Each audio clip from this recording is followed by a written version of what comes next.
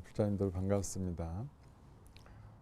오늘은 부처님께서 이제 포교를 하러 다니실 때는 여러 도시를 많이 다니셨어요. 그러니까 한 군데만 머무신 게 아니라 좀 많이 다니셨거든요. 그 중에 부처님께서 가장 아름답다고 표현하시고 가장 사랑하는 도시가 하나 있습니다. 이름은 바이샬리. 또 한문으로 하면은 베살리라고도 하는데 바이샬리를 굉장히 좋아하셨어요. 사랑하셨고, 그러면 여러 도시들 가운데 왜 바이샬리를 더 좋아하셨겠어요? 그 나라는 정치적으로 좀 좋아하셨던 것 같아. 왜냐하면 그 나라는 민주공화정이었어요. 그러니까 투표로서 리더를 뽑는 거죠.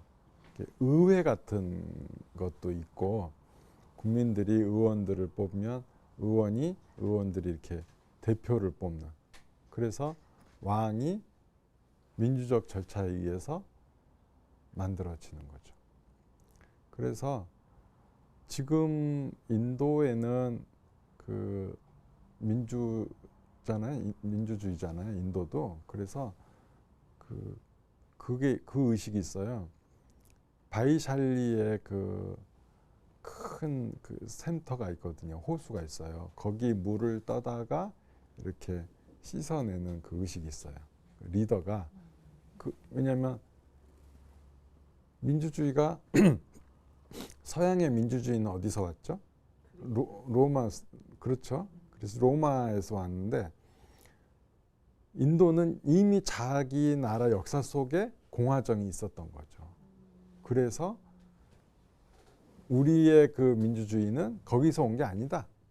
우리는 우리나라 안에 있는 그 바이샬리, 바찌족이라고 하는데, 바찌족의 그 나라의 공화정을 그대로 따온 것이다라는 상징성을 부여하는 거죠. 당시에도 그렇게 그 물을 떠서 부어서 씻으면 그 대표가 되었다는 그 기록이 나옵니다. 그래서 민주적인 절차로 국민들이 이게 이렇게 자체적으로 리더를 뽑고, 그러니까 우리나라도 그렇잖아요. 그런 절차가 잘 되어 있는 나라들은 어때요? 좀 잘 살잖아요. 경제적으로도 좀 훨씬 번영하고. 그러니까 그 바이샬리가 경제적 부흥이 옵니다. 경제적 부흥이 와서 아주 잘 살게 돼요. 그리고 그 도시가 번성하면서 그곳에는 또 수많은 사람들이 모이게 되는데, 그 모이게 되는 원인이 된 또 한 분이 있어요. 누구냐면 암파발리라는 분인데, 여인이에요. 여인인데 이 여인 같은 경우에는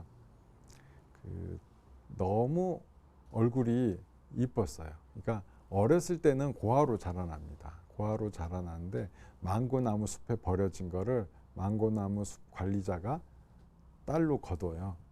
길러서 이제 컸는데 너무 이뻐가지고, 크니까 너무 이뻐서 뭐 그 나라에 전쟁이 날 만큼 옆 나라에서도 걔를 데려가려고 하고, 그 나라 안에서도 이미 그 갈등이, 예전 나라를 위해서 토론하던 게 그 여인을 이렇게에 대한 이야기가 더 많이 나오고, 그러니까 나라의 기강이 흐트러지고 잘못하다가는 전쟁도 날 수 있겠다 싶은 거예요.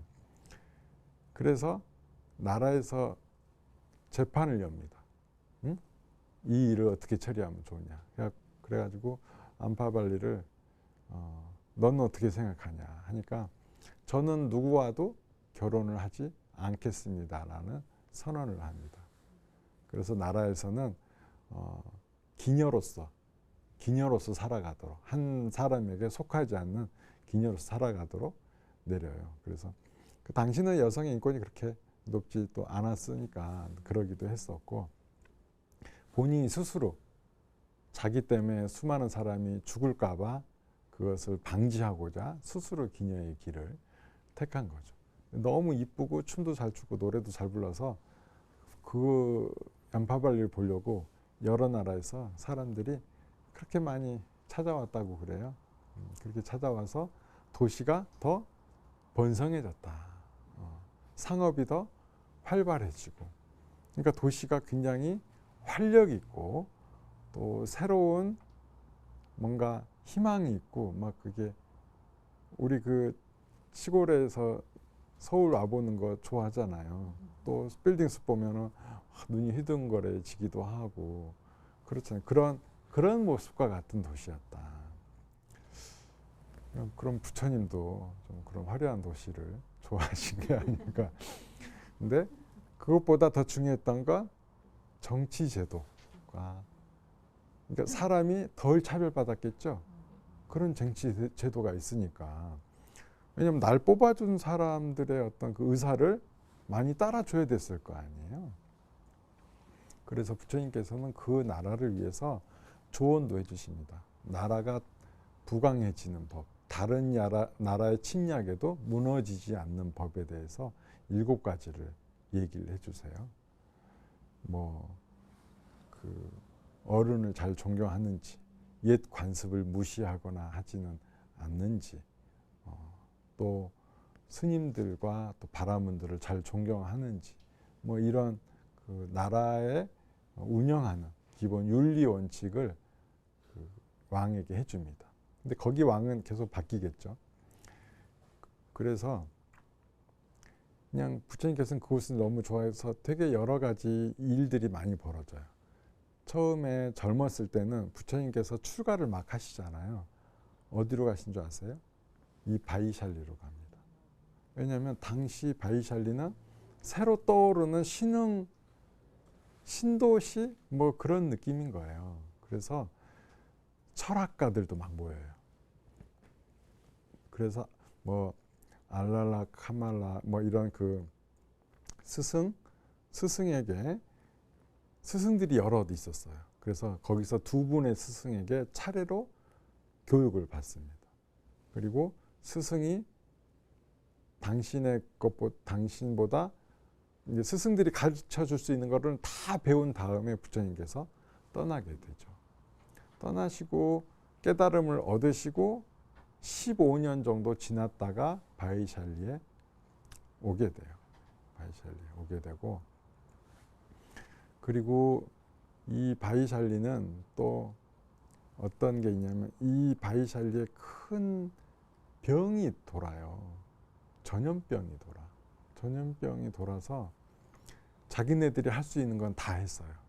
여러 제사도 지내보고 여러 종교 지도자들 모아서 기원제도 지내고 또 의사들도 애쓰고 했는데도 그 전염병이 낫지를 않았다고 그래요.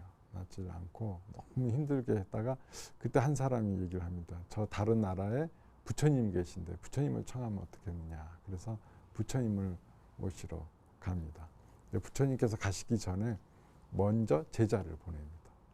제자를 보내서 그 제자들이 먼저 들어가게 되고 그 다음에 부처님께서 직접 가시게 돼요. 근데 부처님께서 직접 성문 앞에 도달하신 순간 나라에 큰 비가 내렸다고 그래요. 근데 굉장히 큰 비가 내렸고 그 비가 멈추자 모든 더러운 것들은 다 씻겨 내려갔다 그럽니다. 그래서 더 이상 전염병이 번지지 않고 멈춰지게 돼요. 이것이 남아있는 경이 보배경이라는 이름으로 지금도 남아 있습니다. 이 보배경은 나에게 나쁜 일이 생기지 않기를 바라는 염원이 담긴 경이고, 이 보배경을 굉장히 중요시하게 한 나라들이 테라바다권의 불교들, 미얀마, 베트남, 또 베트남은 대승이 반 정도 되지만 미얀마, 태국, 캄보디아 이런 나라의 불교는 이 보배경을 굉장히 중요시 여깁니다. 우리나라는 그렇게 중요시 여기진 않았다가 요번에 코로나 사태 이후에 이 보배경을 포교원에서 인쇄를 해서 병을 이렇게 없애는 기원문으로 해가지고 유포를 해줬던 적도 있습니다. 그렇게 이 보배경을 내가 좀 아픈 환자가 있거나 그럴 때 읽으면 참 좋습니다.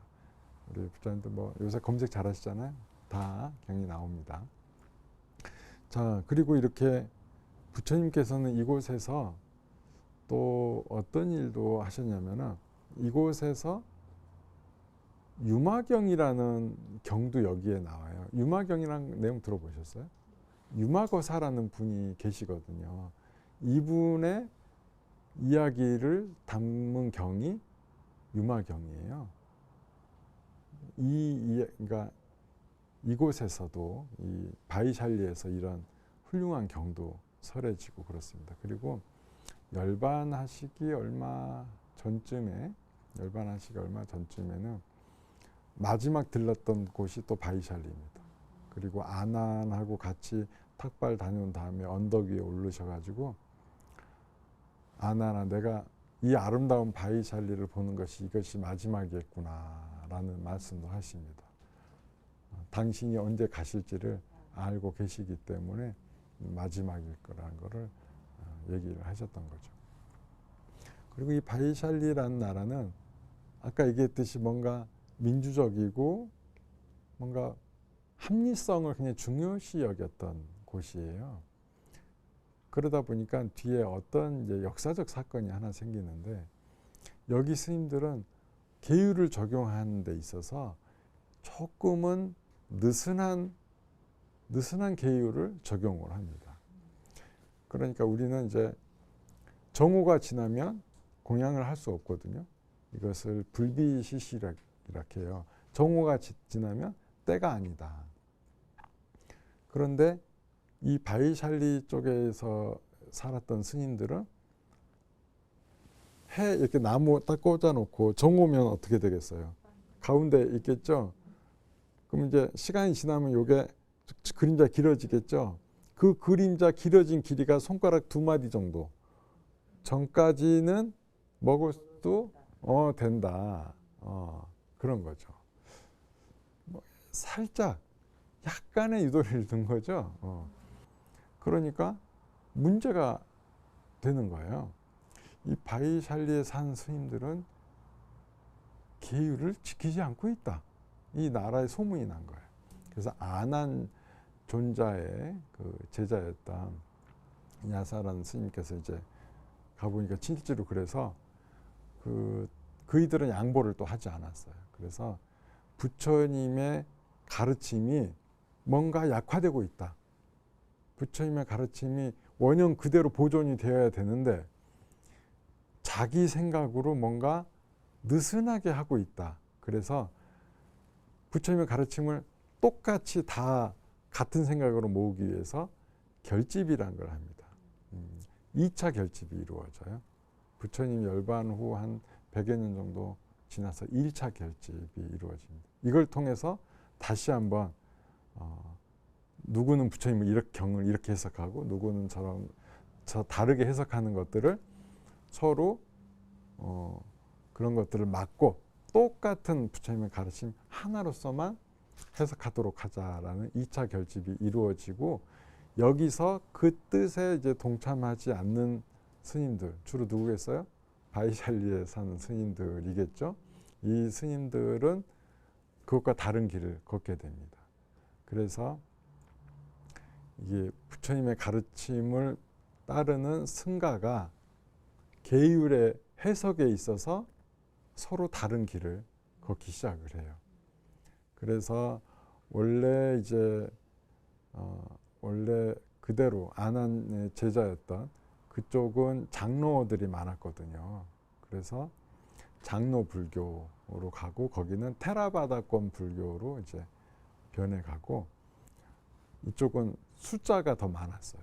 좀 젊은 스님들이 더 많았고 그래서 대중부라고 그래서 이쪽은 조금 더 부처님의 해석을 근본에만 뭐 어긋나지 않는다면 부처님의 마음이 어떤 건가 그것만 어기지 않는다면 어느 정도는 허용하는 걸로. 그래서 이 대중부로 가고 대중부가 세월이 오래 흐른 뒤에는 마하야나로 변해가게 되죠. 마하야나는 대승이겠죠. 그 장로 불교는 테라바다, 테라가 장로라는 뜻이에요. 원로 스님을 장로. 원래 불교 이름입니다. 지금은 다른 종교에서 많이 쓰지만 원래 불교의 이름입니다. 이렇게 바뀌어가게 되는 거죠. 그것이 시작은 부처님의 경에 대한 해석은 아닙니다. 경에 대한 해석은 아니고 부처님 계율에 대한 해석에서부터 조금씩 바뀌어간 것이죠. 그래서 우리 한국 불교는 대승불교를 이렇게 잘 지키고 있는 것이고, 대승불교 저는 이제 테라바다권 불교의 여러 나라의 의식에도 잘 참석을 했었고 초대를 받아서 또 대승에서는 이곳에서 출가했고 살아왔잖아요. 그 행하고 이런 것에 대한 큰 차이는 없는 것 같아요. 뭐 대승이 여러 사람을 끌어간다라는데 우리가 소승으로 그래서 낮춰 부르지만 막상 거기 갔더니 우리 한국보다 훨씬 더 많은 교육기관을 거느리고 있어요. 더 많은 불자를 만들기 위해서 교육을 더 많이 해. 그래서 그런 걸 보면 그런 식으로 해석하는 것으로 서로를 이렇게 공격하는 건 좀 안 맞는 것 같고, 지금도 존재하는 건 계율의 해석 때문에 지금도 좀 서로 다르구나라는 것을 명확히 알 수가 있어요. 뭐냐면 그쪽은 계율이 있잖아요. 계율이 있는데 테라바다권은 계율을 있는 그대로 해석을 합니다. 부처님이 뭐 오후불식 해라 그러면 지금도 오후불식을 해요. 그런데 뭐가 있냐면 술을 먹지 말라라고 돼 있잖아요. 그러면 술만 안 먹어요. 스님들이 담배 피는 거 어떻게 생각하세요? 별로 안 좋게 생각하겠지. 그렇지. 뭐 물어보나 마나지. 근데 거기에서는 일부 스님들은 담배를 피기도 해요. 큰 허물은 아니에요. 그게 좋아하지는 않지만 왜 그러겠어요? 담배 피지 말라는 그런 게 없으니까.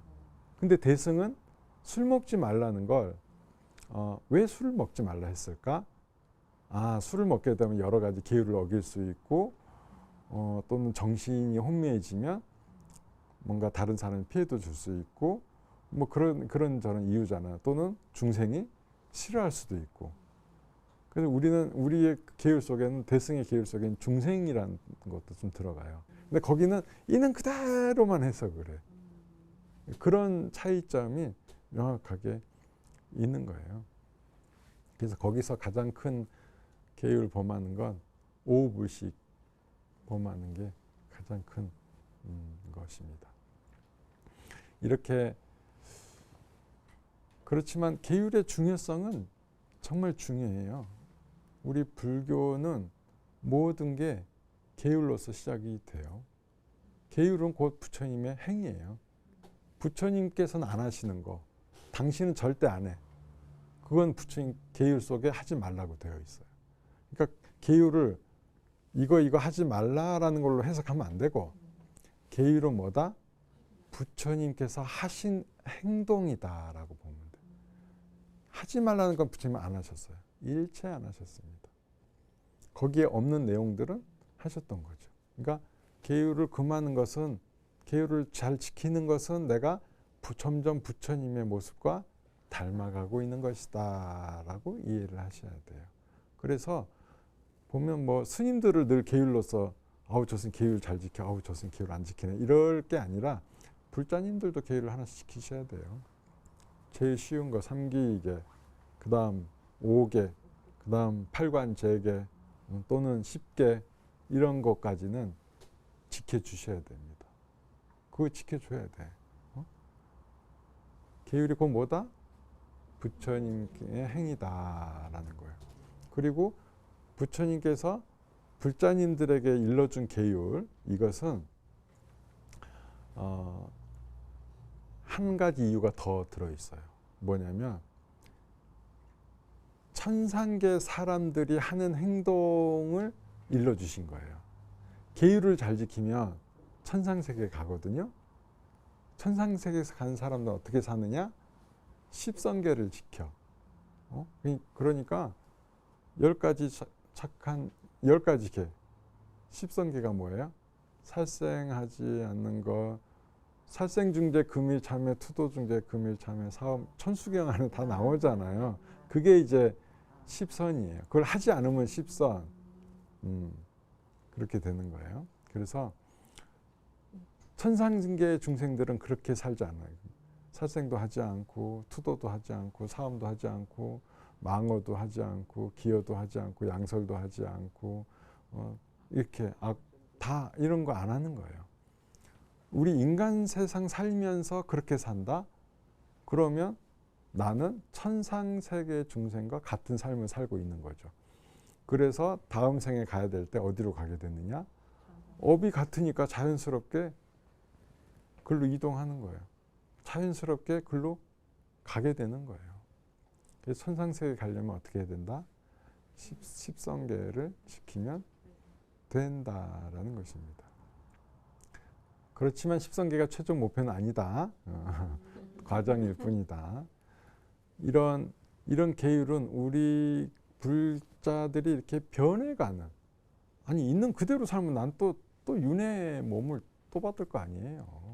그게 목표가 아니잖아요. 이걸 벗어나야 될 거 아니에요. 이걸 벗어나려면 우선 계율을 잘 지켜야 되고, 계율을 잘 지키면 가피가 있어요. 어떤 가피가 있냐면 마음에 번뇌가 없어. 왜? 부끄러움이 없으니까.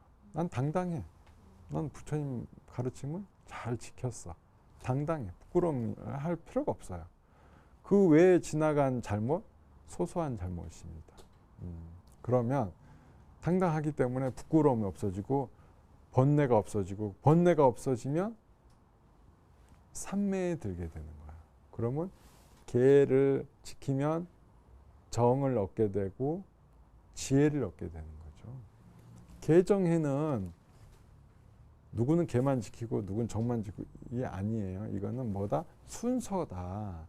계를 지켜야 정이 오고 그 다음에 해가 따라오는 거예요. 정을 닦았는데 해가 온다? 안 됩니다. 불가능한 일이에요. 해를 닦는데 계를 안 지킨다? 안 되죠. 해에 들어가지가 않습니다. 정을 닦지 않으면서 해를 얻고자 한다? 그것도 역시 불가능한 거죠. 계, 정, 해는 순서다. 차례, 계부터 쌓고 탑과 같은 거예요. 우리가 1층을 잘 지어놔야 2층, 3층을 지을 거 아니에요. 1층 없이 2층 어떻게 짓겠어요? 또 2층 없이 어떻게 3층을 짓겠어요? 계, 정에는 순서다라는 거. 저번에 얘기했지만 너무 중요해서 한 번 더 얘기를 합니다. 자, 이렇게 바이샬리에서부터, 바이샬리가 그러면 왜 대중부가 더 많았을 거예요? 그런 이런 좀 더 개혁적이고 뭔가 변화를 더 추구했고 자기 뜻을 다 자기 뜻대로 밝히는 것들이 좀 일반화되었기 때문에 그랬을 것이다 라는 생각이 듭니다. 그리고 제가 아까 암파발리녀에 대해서 얘기를 했잖아요. 암파발리는 부처님의 이런 그 가르침을 이제 그거를 기생이 되었잖아요. 이제 암파발리가 기생이 되어서 이제 살긴 살았는데 자기가 뭐 그렇게 너무 할 수 없이 자기 때문에 하도 다투니까 그런 거지 하고 싶어 한 건 아니잖아요. 그러니까 나름 그 삶이 그렇게 행복하지는 않았었던 것 같아요. 그래서 이렇게 살다가 부처님을 이제 뒤에 알게 됩니다. 부처님을 알게 되고 또 부처님의 가르침도 듣게 되고 부처님의 법문을 듣다 보니까 마음에 깊은 이제 신심이 우러나는 거죠. 그래서 부처님 제자가 되기를 또 약속하고 부처님께 공양을 내겠다고 이렇게 얘기를 합니다. 부처님께서 말없이 이렇게 부처님께서는 말씀을 안 하시면 동의했다는 거예요. 그 스님들도 그래서 지금도 그 법칙을 따라요. 뭘 스님 이걸 하시겠습니까 할 때 가만히 있으면 동의한 거예요. 난 아무 말 안 했는데 이러면 안 돼요. 불교에서는 말을 안 하면 동의한 거야. 동의 안 하면 말 분명히 하게 해야 돼. 이게 부처님 당시 때부터 내려오던 전통입니다. 이 공양 약속을 받고 안파발리는 너무 행복해가지고 자기 마차를 이제 집으로 가는데 당장 내일 준비를 했으니까 장도 봐야 되고 청소도 해야 되고 할 일이 많잖아요. 그래서 마차를 좀 빨리 몰았어요. 막 빨리 몰고 가는데 그때 그 밭지구 그 바이샬리에는 리차비족이 또 있었어요. 이분들도 의회 같은 데 소속된 분이고 일종의 귀공자 같은 지금으로 봤던 그 나라에 좀 대표되는 분들이야. 의회. 근데 이분들도 다음날 부처님께 공양을 청을 하기 위해서 가던 길인 거예요. 가다가 안파발리 마차하고 그냥 콱 부딪혀버려. 그래가지고 왜 이렇게 마차를 말이요 이렇게 세게 모시어 이러니까 죄송합니다. 제가 부처님께 내일 공양청을 올려드려서 빨리 준비하려고 서두르다가 사고가 났습니다. 이러니까 그분들이 뭐라 하냐? 아니 우리도 내일 모실라 했는데 큰일 났다. 아니 그러면 그러지 말고 우리한테 그걸 양보하시오. 우리가 10만금을 줄 테니까 그걸 양보하시오. 이랬어요. 그러니까 안파발리는 절대 안 됩니다. 제가 어떻게 얻은 기회인데 그걸 양보를 하겠습니까? 그리고 오늘 이게 사고 난 거는 사과드리고 또 배상을 해드리도록 하겠습니다. 저는 그리고 빨리 준비를 해야 돼가지고 가보겠습니다. 가버린 거야. 그러니까 이들이 이제 큰 실망을 한 거지. 안파발리한테 뺏겼다. 그 리차비족 사람들이. 그래갖고 그래도 기회가 더 있을지 모른다. 그래갖고 이제 가요. 부처님을 뵈러 가서 또 법문 듣고 난 다음에 공양청을 합니다. 저희가 부처님을 내일 모시려고 하니까 꼭 저희 쪽에 와주십시오 그랬어요. 부처님이 동의하셨겠어요? 안 하겠어요? 동의 안 하시지. 난 이미 안파발리에게 공양을 받기로 되어 있습니다. 그것은 안 됩니다. 라고 이렇게 되는 거예요. 그러니까 부처님께서는 사람을 차별하지 않으셨어요.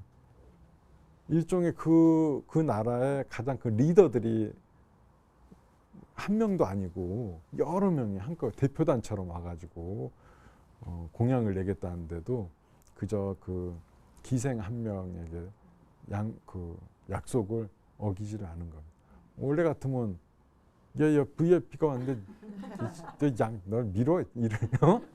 세상이 그렇잖아요. 이게 보통인데 부처님은 한 입으로 절대로 두 말씀을 하신 적이 없습니다. 있는 그대로 당신 얘기했으면 그냥 가는 거고 지켜지는 거예요. 그렇게 이제 안파발리가 이제 청소도 싹 하고 해서 준비를 다 했어요. 그래서 이제 신안을 시켜서 하인한테 시켜서 연통을 하니까 이제 아난이 부처님께 이렇게 얘기를 합니다. 안파발리의 집에 공양이 잘 준비되었습니다. 부처님 때를 아소서 이랬어요. 여기서 굉장히 중요한 구절이 나와요. 때를 아소서라고 하거든요. 보통은 어떻게 해요? 부처님 이제 가시죠. 이렇게 하는데 이렇게 안 해. 때를 아소서 그래. 항상 그래요. 법문하러 하려면 사람들이 대중이 다 준비되어 있고 다 자리도 준비되어 있어. 그러면 사리부나 아난이 그러죠. 부처님 대중들이 이제 법을 드릴 준비가 되었습니다. 때를 아소서 이래요. 그러면 부처님께서 가세요. 이 얘기에는 어떤 의미가 들어있냐면 때를 아소서란 말은 당신이 판단하시라는 뜻이에요. 가세요. 오세요는 뭐예요? 내 말을 따라라는 거죠. 아난이 부처님 일로 오세요. 절로 갑시다. 이건 안 되는 거예요. 어딜 부처님께 그렇게 해. 알아서 당신은 뭐든지 부처님은 다 깊은 뜻이 있으시고 다 알고 계셔. 뭐 할 때인지 그냥 준비가 되었다는 것만 일러주면 때를 아소서 그러면 부처님께서 알아서 지금 공양할 때인지 지금 법문할 때인지 지금 누구네 집에 들러야 될 때인지 지금 탁발을 나가야 할 때인지 다 알고 계시단 말이죠. 그래서 부처님의 판단으로 일어나서 안파발리녀의 집에 가는 겁니다. 근데 여기에는 부처님에게만 해당되는 게 아니에요. 우리한테도 다 해당되는 내용이에요. 때를 아소서. 뭐냐면 친구가 저기 그 저 유흥한 대로 우리 신나게 한번 방탕하게 놀아보자. 야 가자. 그러면 그래 가볼까 하고 싹가 하고 나서 간 것 때문에 뭐 경찰서에 들려가거나 뭐 이제 부모님께 욕 먹거나 그랬어. 그럼 보통 뭐라고 얘기해요? 아우 나 안 갈라 했는데 제가 가자고 그랬어. 난 내 뜻이 아니야.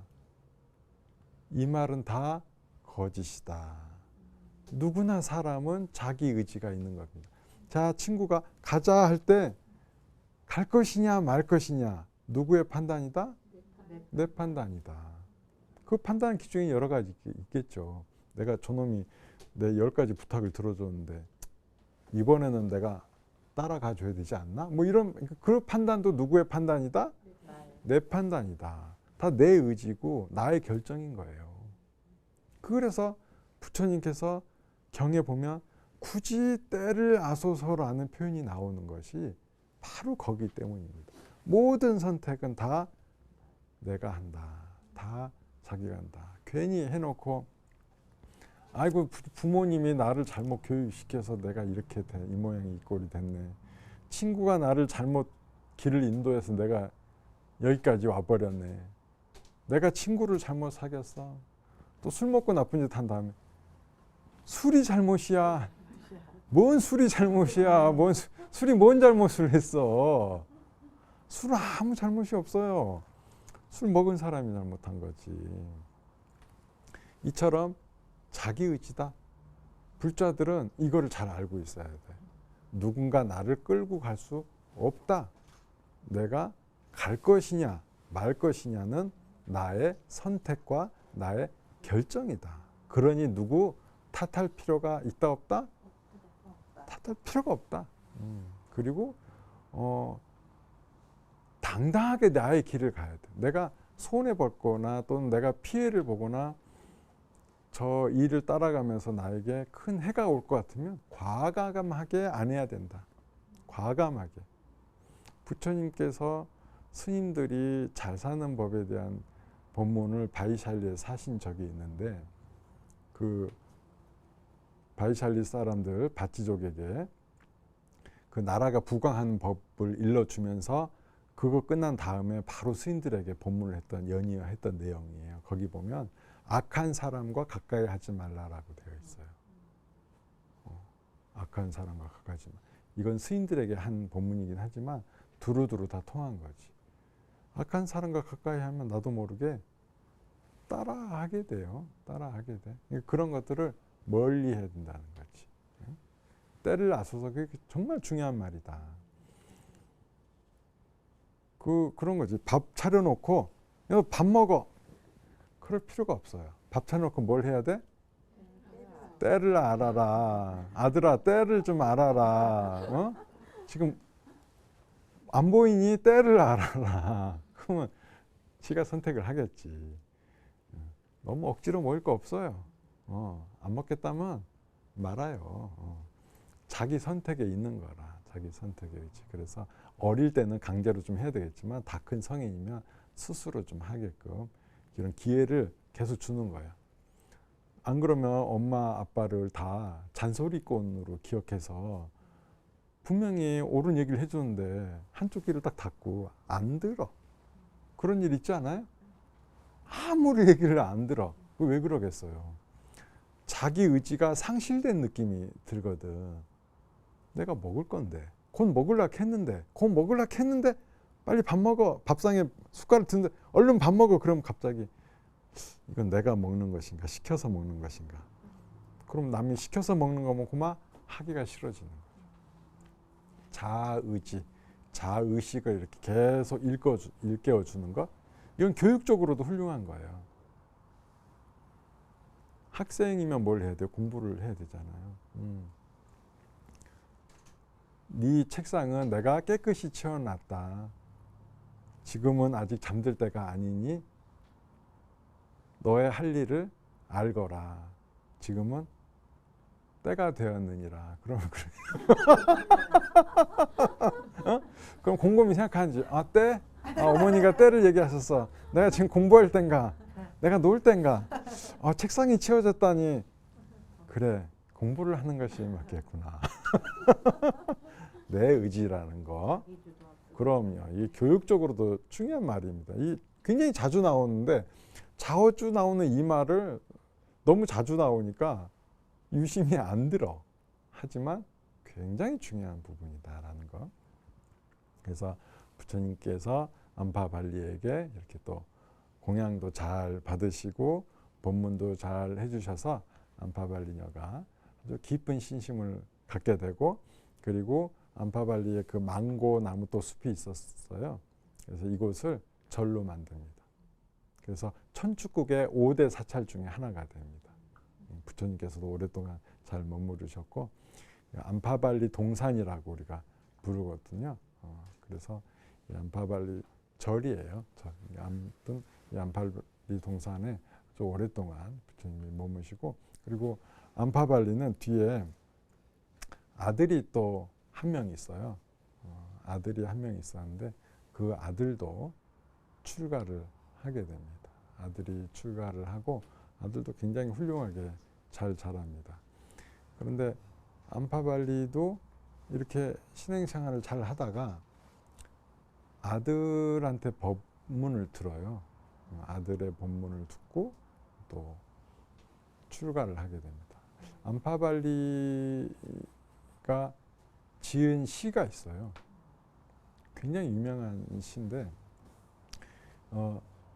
저는 이제 부처님 법문은 이제 언제든지 펴보기가, 읽어보기가 쉽고 어디나 있는데, 부처님 당시의 제자들에 대한 법문은 우리 불자들이 잘 듣기 힘들어요. 근데 저는 그런 내용도 되게 좋더라고요.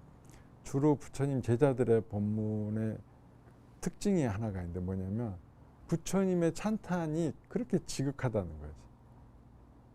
당신들은 곁에서 가르친 대로 해봤더니 더 이상 다음 생은 없다라고 선언하게 됐잖아요. 그러니 그 신심과 그 깊은 믿음이 대단한 거예요. 부처님 찬탄 개성이 많이 나와요. 암파발리는 이제 뒤에 어떤 대목이 나오냐면, 너무 예뻤던 분이잖아요.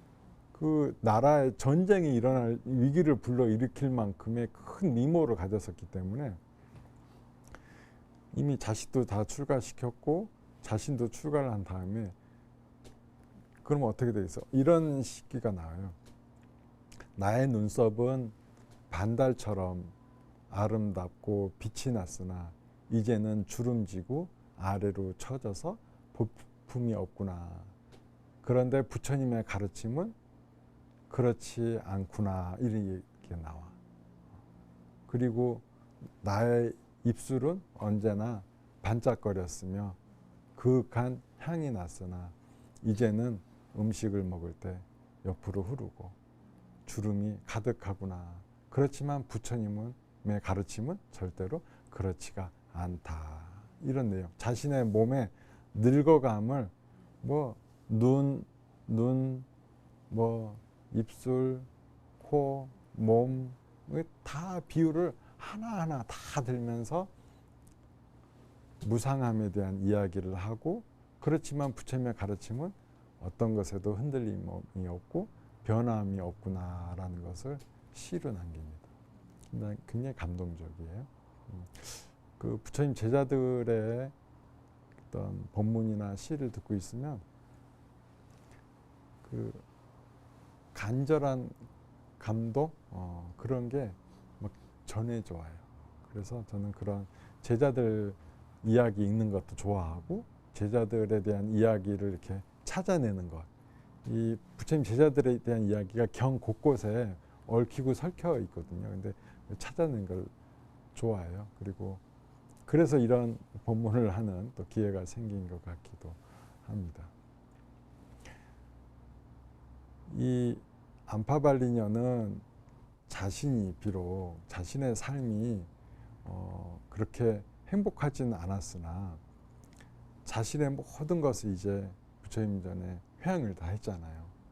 하나 있는 혈육도 부처님께 바치고 자신이 가진 모든 재산을 다 통틀어서 안파발리 동산이라는 그런 망고나무 숲을 기증해서 절로 만들고 자신은 이제 그 출가를 해서 불제자가 되었고, 그런데 이 시를 읽고 나면 한치의 후회함이나 한치의 그 어떤 회한이 일체 없어요. 그냥 본인은 부처님 가르침 만나고 부처님 가르침을 곁에서 들을 수 있고, 나는 다 이제 내 육체는 늙어가고 이제 볼품 없어졌지만 내 마음은 한결같다. 부처님의 가르침은 언제나 그 진리는 분명하구나라는 것을 늘 새기고 살았던 것입니다. 그러니까 불행했겠어요? 어떻겠어요? 행복했죠. 이 시에서는 저는 행복을 느낍니다. 안파발리 행복을 느껴요. 말년에도 행복하셨겠구나. 당신의 선택이 하나도 틀림이 없다는 것. 모든 것을 다 부처님께 공양 올렸지만 그럼에도 불구하고 한치의 어떤 후회함이나 아쉬움, 회한 이런 것들이 없구나라는 것을 이 시를 통해서 알 수가 있게 되는 것입니다. 그래서 저도 가끔씩 그런 질문을 받아요. 스님 뭐 살면서 후회해 본 적 없으세요? 또 힘들진 않으세요? 이럴 때 후회해 본 적 없냐는 좀 덜 열심히 살았던 시기가 있었던 것에 대한 후회함이 있을 수 있겠지만 부처님 가르침 속에 살고 있는 것에 대한 후회함은 하나도 없죠. 그리고 힘들지 않으세요라고 묻는 것은 그 단어를 이해를 잘 못하겠어요. 힘들다? 왜 힘들지? 힘든 게 잘 안 돼. 왜냐하면 내가 선택해 왔잖아요. 때를 아소서. 난 때를 알았어. 아, 내가 지금 절에 갈 때이구나. 때를 알았어. 때를 알고 왔기 때문에 여기에 들어와서 생기는 일들은 누가 시키거나 한 게 아니에요.